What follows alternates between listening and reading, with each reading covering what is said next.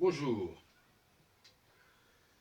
nous sommes au lendemain du premier tour des primaires de gauche, et comme je l'avais annoncé, c'est bien Valls et Hamon qui se retrouvent sélectionnés pour le deuxième tour. Vous savez que j'ai, depuis quelque temps, repensé en profondeur les questions de gauche et de droite, qui me paraissent fondamentales si on les redéfinit correctement, parce qu'elles impliquent une cyclicité. Et cette cyclicité, comme vous le savez, est au cœur de mes travaux.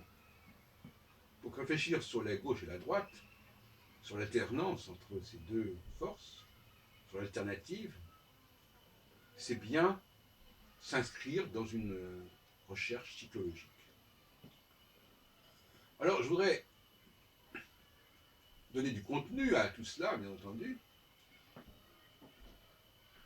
parce que il ne suffit pas que les gens se disent de gauche ou de droite pour qu'ils incarnent véritablement la gauche ou la droite.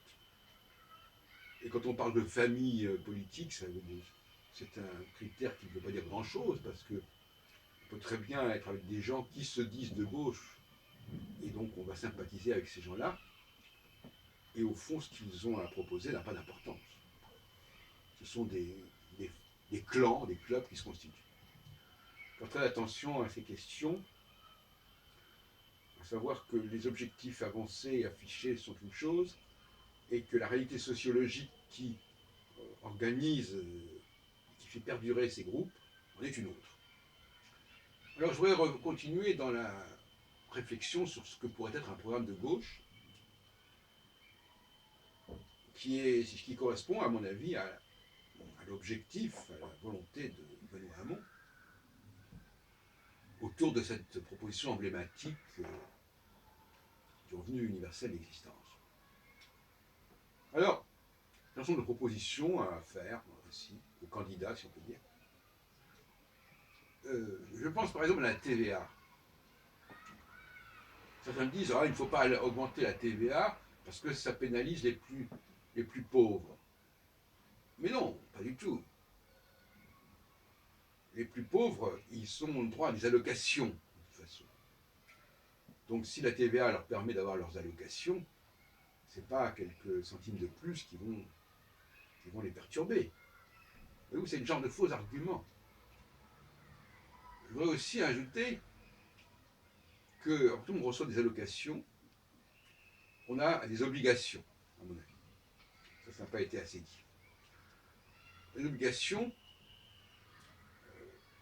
je dirais, du temps à passer à faire certaines choses. Alors, ce n'est pas ce qu'on appelle des activités d'intérêt public, mais quelque part, c'est ça. Sauf que ça se situe sur un plan qui a été négligé. Ce n'est pas assez développé. C'est-à-dire le plan consistant à se tenir au courant de ce qui se fait sur le plan scientifique, sur le plan culturel, dans la proximité. Et donc, je pense par exemple, je vois toutes ces salles de cinéma qui sont vides toute la journée, de façon incroyable. Je ne peux pas citer de nom, mais je veux dire que c'est inouï. Et je pense à Paris notamment, il y a des cinémas, même des grandes enseignes, où il y a 5-6 personnes dans la salle, dans une salle qui fait 300 personnes. Donc là, à mon avis, il y aurait une obligation pour les gens qui ont des allocations. Ils auraient une sorte de passe qui ferait qu'ils devraient charger leur passe tous les mois en participant à des activités. Autrement dit, par exemple, la personne va voir une pièce de théâtre, elle met son passe et on note qu'elle a passé tant de temps, elle pointe en quelque sorte. Donc ce sont des loisirs, si on veut, ce sont des formes d'éducation, des formes de conférences, des formes de spectacles, auxquelles la personne qui reçoit des allocations doit s'astreindre, en ayant bien entendu le choix. et également, donc c'est déjà pas mal, et également qu'elle doit répondre à un certain nombre de questions concernant ce qu'elle a appris ou éprouvé en allant à telle et telle activité. On pourrait appeler ça des travailleurs culturels en quelque sorte. Voilà. Donc ça me paraît important aussi, pour dire qu'il y a, il ne s'agit pas d'entreprendre des grands travaux, etc. Et puis un dernier point que j'aimerais bien signaler, c'est que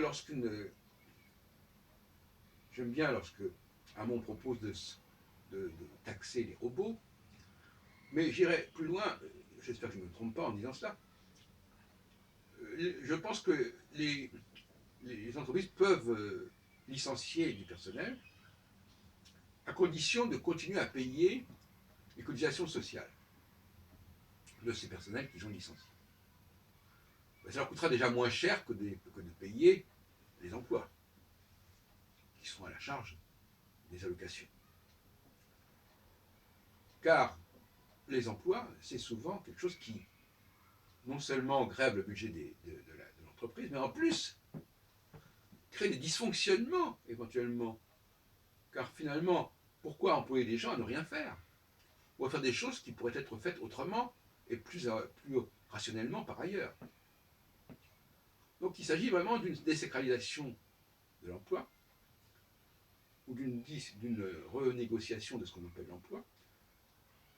Et comme disait une dame l'autre jour, nous sommes dans un ère post-salariale. Donc il faut repenser complètement. Et en ce sens-là, la gauche n'est pas ringarde du tout. Elle est au contraire, en ce sens-là, elle est futuriste. Peut-être un peu trop, mais elle incarne le futur. C'est sa vocation de le faire. Et puis, bien entendu, je crois que c'est important aussi de rappeler que la laïcité, c'est avant tout la reconnaissance du multiculturalisme et du communautarisme. Alors ne jouons pas sur les mots. La laïcité, c'est la reconnaissance qu'il y a des communautés diverses qui peuvent exister. Et Hamon l'a dit l'autre jour, il faut donner aux musulmans les moyens d'avoir une communauté, un mode de fonctionnement communautaire qui soit comparable à celui d'autres religions. Donc la gauche, elle est là pour faire cohabiter la diversité des communautés religieuses, des lieux religieux, des quartiers. Et donc il faut arrêter. Et je terminerai en disant, méfions-nous de ces gens, de ces politiques, qui sont obsédés du point de vue de leur histoire familiale par la notion d'assimilation, la notion d'intégration, et qui vont survaloriser le travail et l'emploi parce que justement, c'est un signe d'intégration. Donc dans leur histoire personnelle, l'emploi, c'est un signe d'intégration. Mais pour les gens qui vivent pleinement sans avoir de traumatisme, de stigmate d'immigration, il n'y a pas besoin de donner des signes d'intégration. Pas besoin d'avoir des preuves d'intégration. Donc là le discours politique est pollué, et malheureusement, à gauche, il est pollué par un certain nombre de personnes, comme Montebourg, comme Mélenchon, qui ont un parcours migratoire, familial, qui les amène à surestimer et survaloriser le rôle de l'emploi, le rôle de la machine à fabriquer des citoyens, comme dirait Mélenchon.